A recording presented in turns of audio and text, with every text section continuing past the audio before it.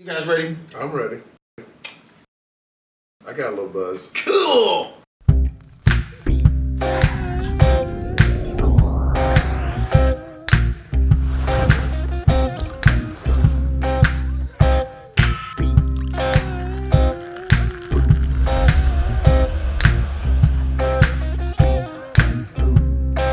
Hey, welcome to another episode of Beatz and Booz. I am Vic, and today we've got Crucial.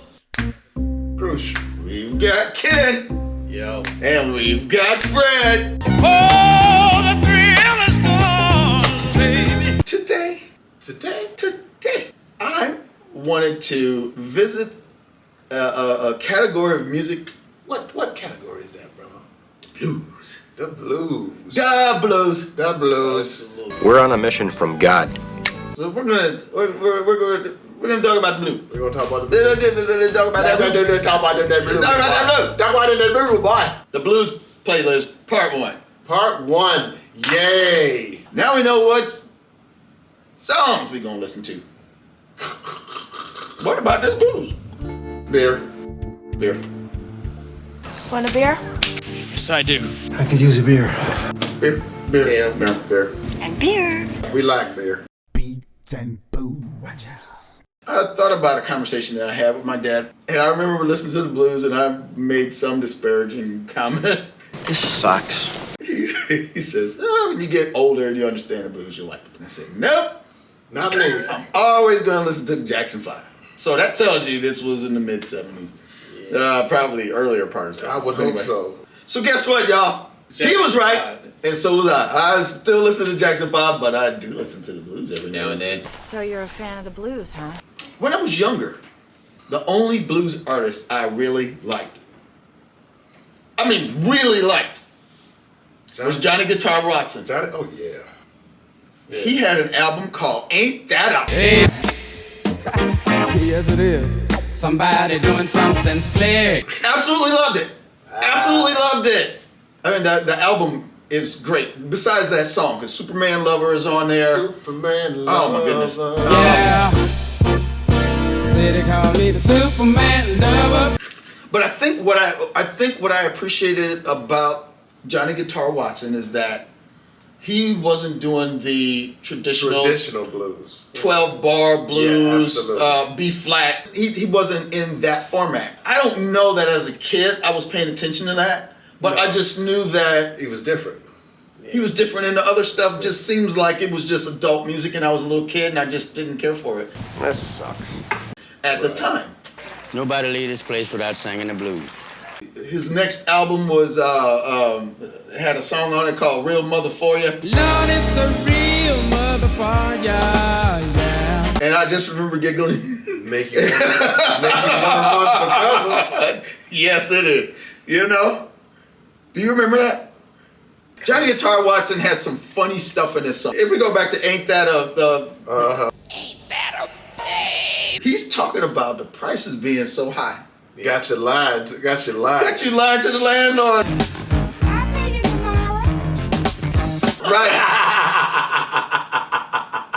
He's saying that he went to the grocery department. Stop at the supermarket to get myself something to eat. He was in the bologna section. The long set. And he had to get a close look. I was in the bologna section, and I had to take myself a close look. He said Abdul-Jabbar is in Kareem Abdul-Jabbar. Just a couple inches taller than I am. A couple of inches or something. He couldn't have made those prices. Them prices were so high. He couldn't have made those prices with a skyhook. Ain't that a He was using metaphors like a rapper. I mean, as a little kid, I thought that was hilarious. The cover of the record made it look somewhat questionable as to what are you talking about? Yeah. You know, because he had a couple of dogs and he had a couple of ladies. It's like, what you talking about, Johnny? But what's interesting is the album that he had that came after that. I think it was called Giant, and it had him like looking like he had a holding the earth in his hand. But he had a remake of a song he had done in the 50s, and that song's called Gangsta of Love. Gangsta Love. Gangsta of love, say The original version from the 50s, awesome. Cause I'm a gangster of love. The 1980 version, awesome. Or 79, whatever that was. People call me a space cowboy. No, that's Steve Miller. That's Steve Miller. That's Steve Miller. Yeah. Not bad. That's the song I love. Well, Steve Miller obviously was a fan of Johnny Guitar Watson. Well, he knew him. Get out of here. I think one of Steve's first songs that he did was Gangster of Love. Gangster. A gangster of love. I don't get it. I mean, he's like mumbling all the way through it. It's just terrible. And we ain't dissing Steve Miller because he made some really. I'm a Steve Miller fan. Yeah, I just didn't like his interpretation of absolutely. Gangster Love, and that's all good.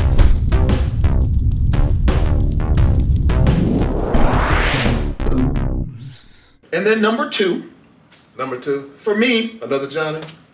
no, BB.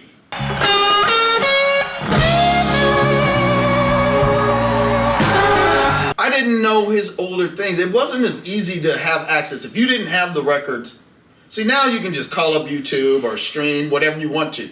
Back then, they didn't really have oldie stations. You didn't hear like the stuff that you heard. Maybe they'd have like a way back Wednesday. Yeah, WCL and KDC, they had like a blues hour. Yeah, but it was like on Sunday evenings or something. Yeah, but I like wasn't that. trying to listen. Yeah. You know, I don't have time for that. in order for you to hear really old records, maybe there was a Way Back Wednesday or Throwback Thursday or whatever it was. Yeah.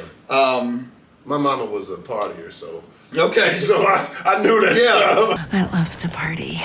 You didn't necessarily know that so and so's been doing music for 20 years when you were a little kid, and you don't even care. You just know what's out right there. Sure. Right. And B.B. King's records in the early 70s. Now, it seems like I don't remember hearing Thrill Is Gone for the first time because it's always been around. Mr. B.B. King, come on! The thrill is gone, baby. And did you know it was considered, or I think it is the first blues song with strings? Are you kidding me? No. Yeah, that song's incredible. I saw him in concert and he did that song. You know, probably one of his last concerts, and he did a fine job with it. Thank you, listen. But he had other songs like I love to live the life that I sing about.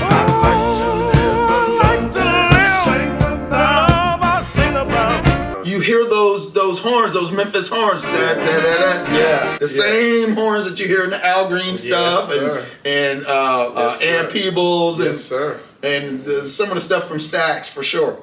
The other song, You Might Have Made Your Move Too Soon, which is hilarious. You might have made your move too soon. B.B. King would have been number 2 for the what I liked as a little kid. Now, there were other people that had songs that I probably heard so much that I kind of started liking them, like Down Home Blues by Z.Z. Hill.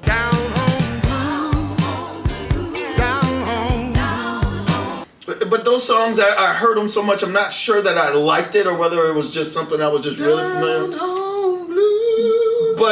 But now I can listen to them and know that I actually like it. Is them down home blues all night long. Every other record or two, right?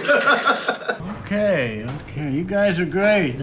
As time went on, I definitely got an appreciation for those songs. But let me ask you a question. Okay. Do you consider Johnnie Taylor to be a blues artist? What kind of question is that? Absolutely. Okay, well, he would be my number 3. That was the Johnny I thought you were going to put in number 2. I actually would put Johnnie Taylor ahead of all the rest of them now that I think about it. All right, that makes sense. That's my number 1 guy. Yeah, absolutely. Because I always thought of him as an R&B guy, especially with, songs like Disco Lady, which is not a blues song. But that was after he left Stax. Yeah, that's right. So let's talk about Johnnie Taylor. Started off with gospel.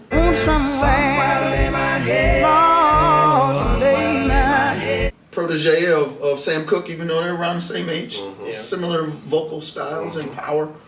Sam went from gospel to secular music. Secular. secular music. Secular music. And Johnnie Taylor followed suit. After you, sir. He actually got signed to Sam Cooke's label. He's actually the very first artist on Sam Cooke's label. Was it Sire? S.A.R. When will I stop loving you? You know, Sam Cooke was killed in 1964, which kind of, you know, Aborted that. Yeah, kind of put Johnnie Taylor in a bit of a quandary, a quagmire. A quagmire, even. Don't you love that word? My name is Glenn Quagmire, and I say giggity. And this just in, a Newsbreak special report. I've just been made aware of something very brilliant that Johnny did. What's that? There was another Johnnie Taylor that went by Little Johnnie Taylor. So that guy, Little Johnnie Taylor, had a hit. Well, that was in the days before all these phones and internet and all these TV appearances and stuff. So he made an answer record, or a remake of that hit record. I'm gonna find me, Lord, I've got to find me a part-time love. And started touring behind it. Well, damn you for that. He wound up with an opportunity at Stax Records. But I believe And he had Cheaper to Keep Her. that's why it's cheaper to keep her. Help me say it, y'all. He had I Just Want to Testify. Just wanna testify. And then Disco Lady was actually the very first song that was certified platinum. Shake it off, shake it down, put it in, just go again. Girl, you ought to be on TV. Also Train. Absolutely. You know, that's all grown folk stuff. But What about my last what? $2? last $2. But these last $2. That's gonna do it for this part one. I'm glad that we got a chance to talk about the blues and you know, give a little bit of flowers to some of these people that don't get really played on the radio that much anymore. Right. Like I said, this part one. We'll talk about some more stuff in the next part. Ooh, I can't wait. You sound so excited. So, any other thing to add? No. Fred. Doing my own thing. Of course you'd say that. Of course you'd say that. Anyway, thank you guys for tuning in. Thanks. Please like, share, and subscribe. All those. We'll see you in the next video.